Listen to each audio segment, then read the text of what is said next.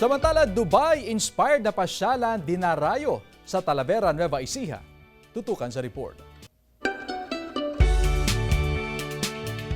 Mapapawaw ka sa ganda ng lugar na isa sa mga dinarayo ngayon sa Talavera, Nueva Ecija. Mula pa lang sa labas ng gate, matatanaw na ang nagagandahan at malalaking ilaw sa mga punong kahoy at sa palibot ng compound. Pagpasok mismo sa loob, parang ikaw ay nag-travel sa Dubai. Dubai-inspired kasi ang lugar na nasa 3.8 hectares ang land area na napalilibutan ng mga puno at halaman. Meron ding restaurant at cafe na pwedeng makainan ng Pinoy foods habang pinapanood ang dancing fountain.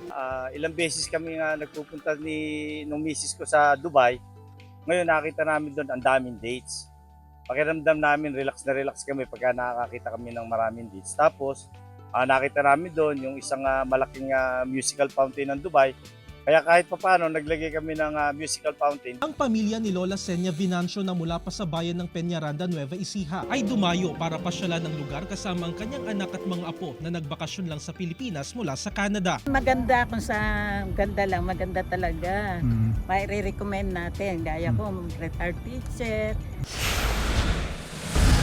Mula sa Nueva Ecija, punta naman tayo sa norte. Dinarayo ang kakaibang cold spring sa barangay Salpad, Pasukin, Ilocos Norte. Malaparaiso kasi ang ganda na mistulang swimming pool. Malamig at malinis ang dumadaloy na tubig. Matataas na puno ang nakapaligid na dagdag atraksyon sa lugar. Ang lugar ay tinatawag na Pugagaw Cold Spring abot ng mga residente. Jarek Pasilyao, 1 North Central Luzon.